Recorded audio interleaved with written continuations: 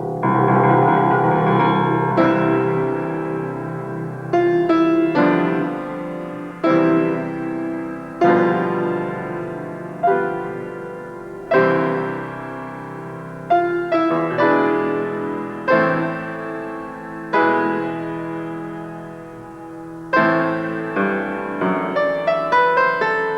evening and a very happy new year.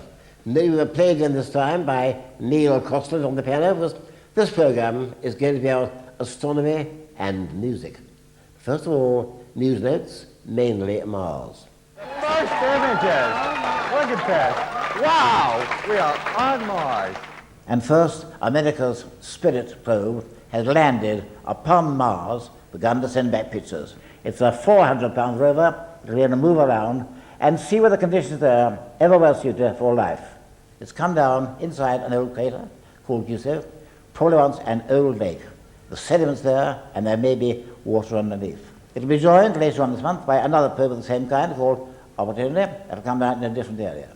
Don't forget, too, there's been a third trial. The Stardust probe have been through Comet Village 2 and collected samples that will eventually be returned to Earth. Sadly, no news yet from our own probe, Beagle 2. We're still hoping to pick up signals. And now, our Mars competition. We had over 80 entries, and Douglas Arnold came along to judge them and select the winners. You know, Douglas, my first reaction is that these photographs are of an incredibly high standard. Yes, they're very good indeed, Patrick. The interesting thing to me in particular was the variety of equipment which was used.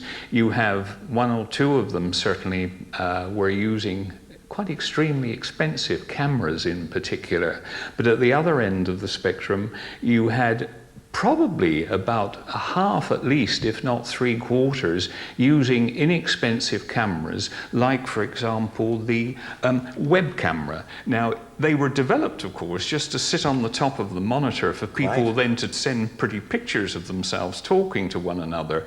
But these have been adapted by keen amateur astronomers to the telescope, and they cost around 50 to 60 pounds, but by the use of software, after taking a sequence of images, they're getting really incredible quality, and quite a lot of these appear in our competition. And with fairly modest telescopes too. Yes, and with very small telescopes. So Douglas, let's go through and select, first of all, the very best pictures, and then the best photographic challenge, which may not be the same thing. Well, indeed, Patrick. It's been difficult, but we've really ended up with 4 short lists here.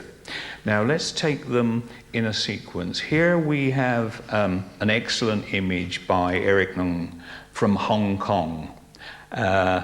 Very, very good quality.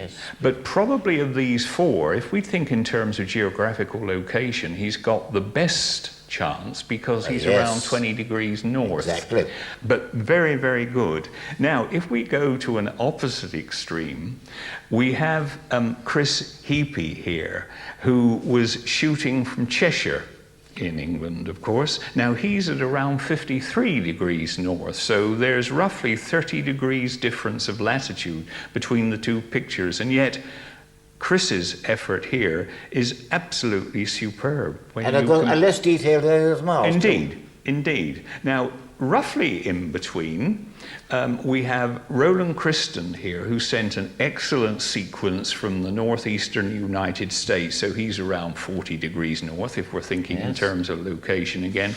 And then Damien Peach, of course, who I think was shooting these from the Canary Islands. And that, to me, is the best of the lot. Well, very, very good indeed, as one would expect from Damien. So if you look at these, you have a lovely spread. The quality is excellent with all of them, but they were all facing different sorts of problems. Now, if I can pick the one who, as it were, was fighting against adversity, it must be Chris Heapy, because he's the furthest north. It's a first-class representation, and I think that's well worthy of that prize. I totally agree. He wins the prize, but I think the very best photographs are these by Damien Peach. I would agree entirely, Patrick. So we've split the award very nicely between the absolute quality and then the overcoming of adversity. And congratulations to all those who took part. Indeed. Excellent. And now, on to our main theme, astronomy and music, with Neil Crossland, Franke, and Allan Chapman. You know, we think astronomy and music, we think Holst and the planets, but not all, that was really astrology, wasn't it? Well, he was very interested in astrology, indeed, Patrick, and 2004 is a propitious year for Holst anniversaries. He was born in 1874, died in 1934, and the genesis of the planets dates to 1914. Now, there are two clues as to why he came to write the planets. You mentioned him being interested in astrology, yes. And indeed, the year before, 1913, he'd been on an extended holiday with Balfour Gardner, a composer friend of his, Arnold, another composer friend, and Arnold Bax's brother Clifford, who was deeply into astrology. That's one clue as to why he started writing in 1914.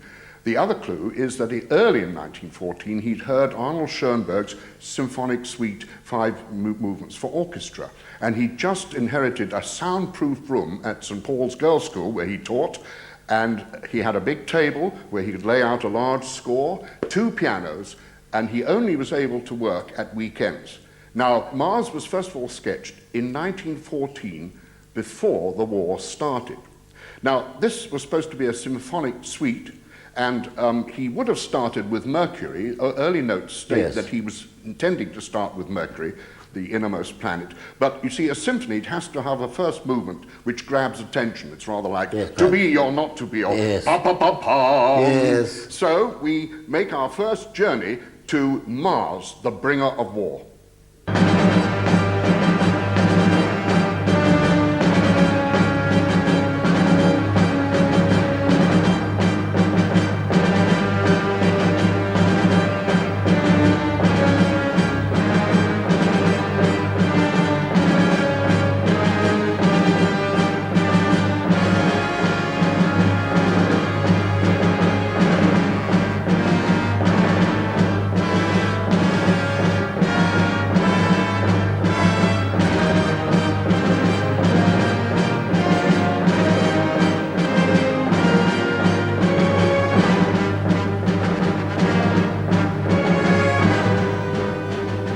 Venus and Jupiter were written in the autumn of the same year. And Venus is the slow movement, Jupiter is an apotheosis to the dance. And there's a story that when it was first rehearsed at Queen's Hall, the char ladies in the corridors outside dropped their buckets and mops and literally did a knees up. So perhaps we can all gyrate round the Jovian globe with all the satellites and comets ricocheting into Jupiter.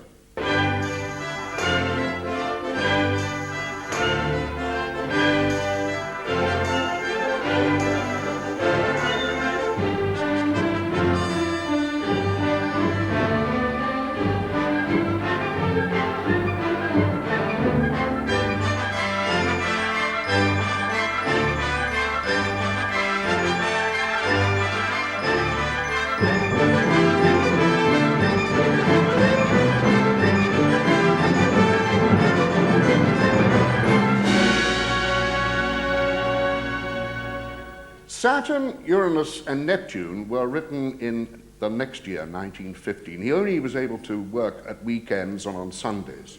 And Saturn actually encapsulates the whole polarity of the work as he saw it, starting with the secular, earthly, physical sides of man and the universe, and moving through Saturn, Uranus, and Neptune into the mystical recesses of the spiritual sphere.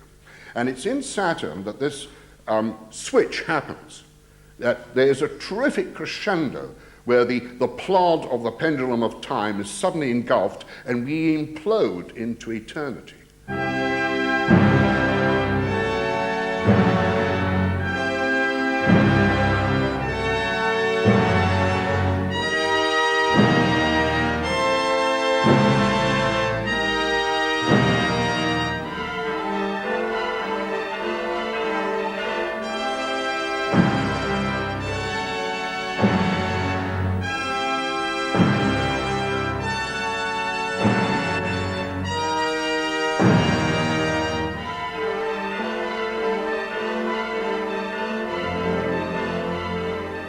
Now, the scherzo of the symphony is Uranus, the magician. Yes. And it really does bubble along. It's almost as if the magician is incanting, and now determinism is banished, And you actually hear a quote from another magician, bum, bum, bum, bum, bum, bum, bum, bum, bum, bum, bum, bum, and you actually hear the bassoons and Uranus going bum, bum, bum, bum, bum, bum, bum, bum, bum, bum. Now, that's what the critics thought, that he was doffing his cap to Ducas's La Plenty Sorcière. But in actual fact, I think it really is a case of two brilliant composers and orchestrators writing magic music.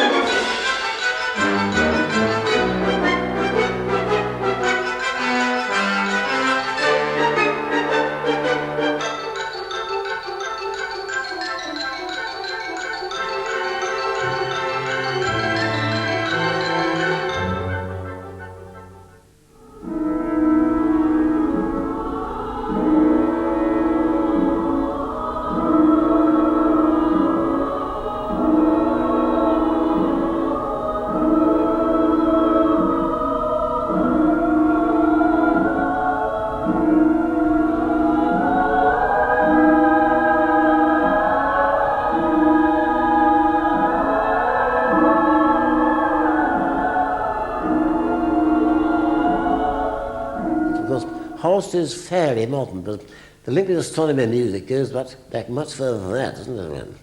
Oh, of course, yes. The use of astronomy to music goes back at least to the 6th century BC. The first person to talk about it was, of course, Pythagoras, yes, or probably even Thales before him.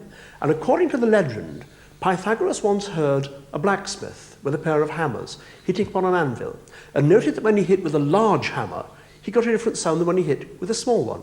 And this gave him the idea that there must be fixed quantities and fixed sounds in the universe.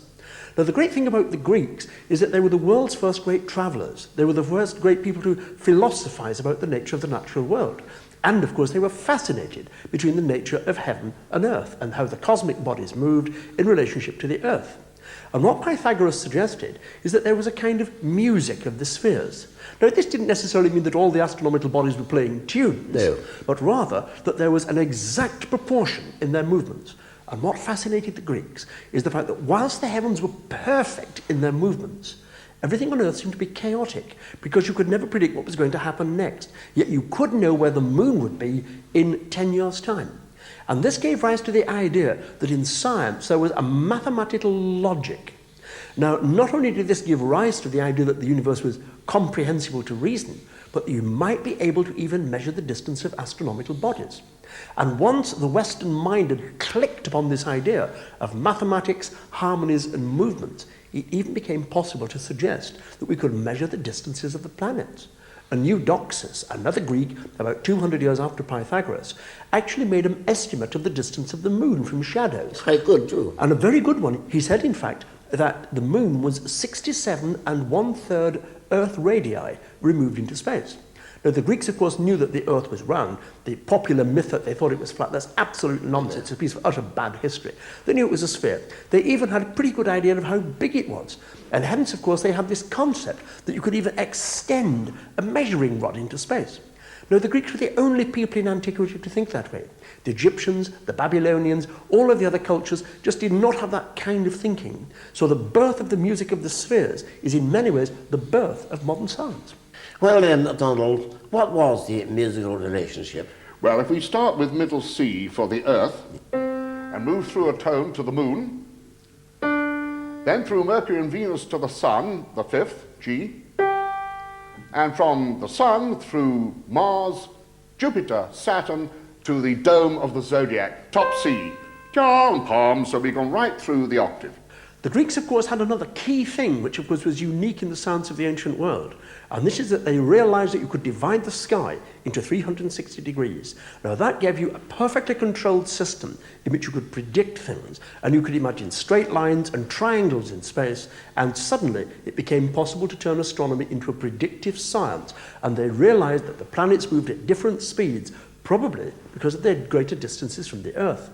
Now, this idea of Greek science and geometry entered the canon of Western scientific thinking. Yes, and when Johannes Kepler, in the latter part of the 16th century is trying to find a way of explaining the complex motions of the planets and especially interpret the observations of Tycho Brahe. No matter how much he wrestles with the numbers, Kepler finds he has an error of 8 minutes of arc, where you can't simply make up a circle. And Kepler, being the brilliant and ingenious Greek mathematician that he really was, starts to experiment conceptually with this. And it suddenly hits him. It will work if you imagine that the planets are rotating, not in circles, but in ellipses. But how do you express the eccentricity of an ellipse? It's thicker on one axis than it is on the other. Now, in his time, you didn't have Newton's work. You didn't have anything on calculus. And it suddenly occurred to him, you could use music. You could use the proportions of the musical scale, the music of the spheres, to express the different eccentricities of the orbits of the planets.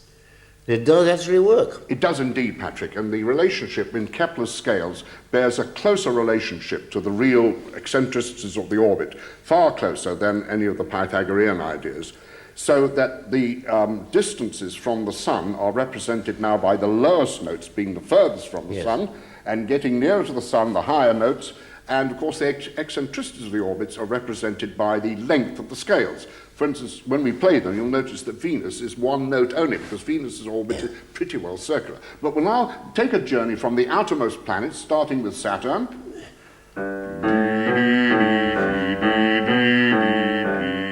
Then Jupiter.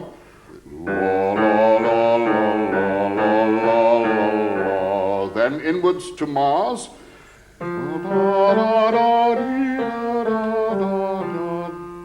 Earth.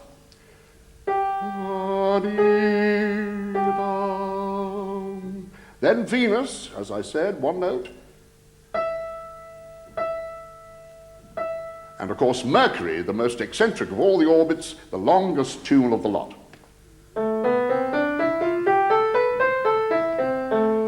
And he even included our own moon, which went... Unto us a boy is born. Indeed, Galileo was both an experimenter and a mystic. He was indeed. Galileo had that extraordinary combination, perhaps the first person in Western science, to see that not only were the heavens themselves perfect, but you could also actually capture some of that perfection in this earthly realm. You see, the ancients had believed that you could never have perfect mathematical motions on the Earth's surface. But Galileo realized that things like swinging pendulums and falling balls, the classic thing for the top of the Tower of Pisa, actually contained an inner mathematics which itself was perfect. For instance, a ball falling from a tower to the Earth doubled every 32 feet in its velocity. And this seemed to be just as perfect as the heavens themselves. And Galileo was the first person to suggest that there really was a sort of music of the spheres that could be applied to the Earth as well as one to the heavens. And from that, the whole of experimental physics derives. And in the time after Galileo, mathematics and science exploded as scientists came to see mathematical proportions lying at the heart of all things in nature. And at the same time, there was this wonderful expansion of Western music. And nowhere better does one see that relationship between mathematics and music than in the fugues of J.S. Bach.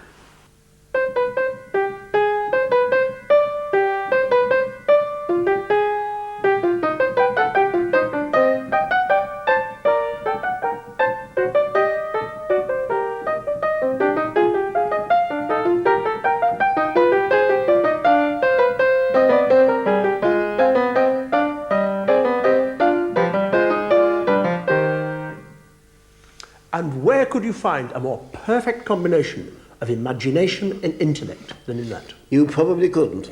And then we come on to William Herschel, discoverer of the planet Uranus, a very fine organist as well. You know, way back in 1960 in the Sky Night program, I actually played a piece of Herschel's music on the air live.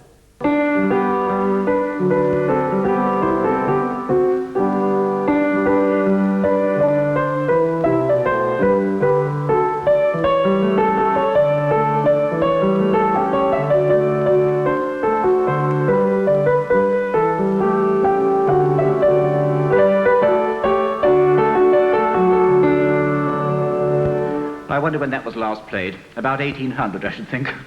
Marvellous, Patrick. That was marvellous. And in 1766, Herschel moved down from the north to Bath, where he succeeded Thomas Linley as the organist at the Octagon. And there, in the 1770s, his interest in astronomy started. Yes, in fact, his interest in astronomy came out of his music in many ways, because he read Robert Smith's A Treatise on Harmonics, which was about the nature of sound, and from that he graduated to another of Smith's books, A Treatise on Optics, which was about mathematical instruments, astronomy and cosmology. Now, the great development in Herschel's ideas in astronomy led, of course, to the realization that there were misty clouds, nebulae in space. He discovered well over 2,000 of them. And he started to realize, too, that if the universe had been equally planted with stars at the very beginning of the creation, then a sixth magnitude star must be 6 times further away from us than a first magnitude star. And in this respect, therefore, if you can somehow estimate the brightness of the light coming from a very, very dim and distant galaxy, you might even have a sort of proportion to calculate how far away it was. And this was applying a musical principle to astronomy. And it was the nebulae which really lay at the heart of William Herschel's work. And the loveliest of all nebulae is now nicely visible, the Orion Nebula. So our constellation this time is going to be Orion the Hunter, which will dominate the sky all the way through the winter and well into spring. It's easy to find, you can't mistake it. 2 very brilliant stars, Betelgeuse and Nigel, the Belt, and the Sword. In the Sword is a nebula, the nebula where stars are being born. I always think Orion is the loveliest constellation in the entire sky. So the 2 main things, Rigel and Betelgeuse. Betelgeuse, the orange-red supergiant star. There's a connection here, isn't there? There certainly is, Patrick, because Holtz not only wrote the Planet Suite, he did write a most wonderful song on a poem about Betelgeuse. Now, Imogen Holtz, his daughter, told me that he was quite interested, very interested in astronomy and cosmology, and had read Sir James Jeans's book, The Mysterious Universe, from cover to cover. The odd thing is that he actually found inspiration for Betelgeuse in a series of poems by Humbert Wolff. It's the last of these 12 poems that he said. He said the lot, but this is the last song, and his favourite. And in it, we have mention in the poem of the diameter of Betelgeuse as being 200 million miles, and he found this quite intriguing. Well, Donald, let's hear Betelgeuse.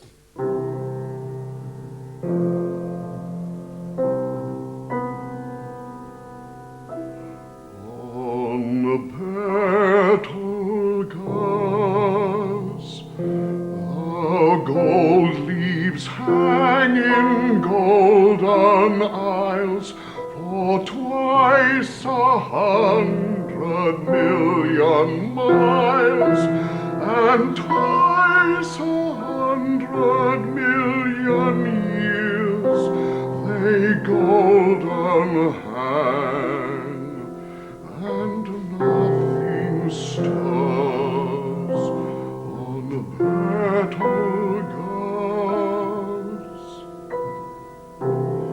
Space is a wind that does not blow on Betelgeuse, and time, oh time, is a bird whose wings have never stirred the golden avenues of leaves on a Betelgeuse.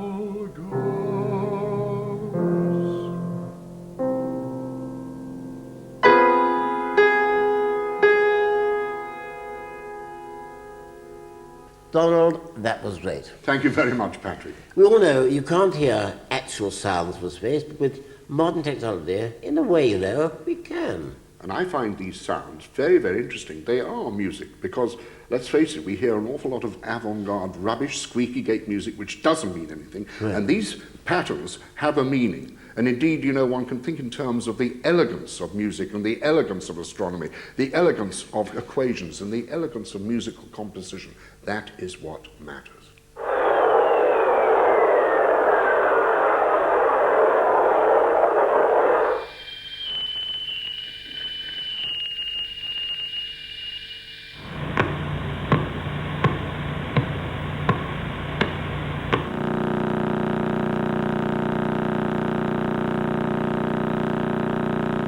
And what lies at the heart of all of this, of course, are instruments, scientific instruments. Because whilst our eyes may be able to pick up light, because clearly our bodies have evolved for enabling us to do this, we can't hear things like Jupiter's moons or the sounds of the Orion Nebula. But over the centuries, of course, mankind has invented various tools to see deeper into space, the telescope being the most perfect of these. And we can consider that what we're now doing, where we're capable of translating this energy radiation from astronomical bodies into graphic equalizers or even sound systems, it now means actually we are using scientific instruments to add to our capacity to see further into space. So in reality, our modern capacity to pick up the sounds of space hinge entirely on the latest developments in scientific instrumentation. And this goes right back to the start of the history of astronomy. So in fact, the connection between music and astronomy is just as strong now as it was many centuries ago. No doubt about it, if anything more so, because we're picking it up on more and more frequencies. Allan Chapman, Donald Franke, Neil Crossland, thank you very much indeed. Don't forget, it's newsletter time. If you want your newsletter, send your stamped addressed envelope to Newsletter Office 92, Room G06, BBC Birmingham, B57QQ. And when I come back next month, I'll be talking about star formation. But we have one more musical item first. Some time ago, I wrote the opera Perseus, based upon the constellations in the sky. And one song there, It May Be in My Stars, may be relevant here. So welcome now to Catherine Galloway to sing my own song, It May Be in My Stars, from Perseus.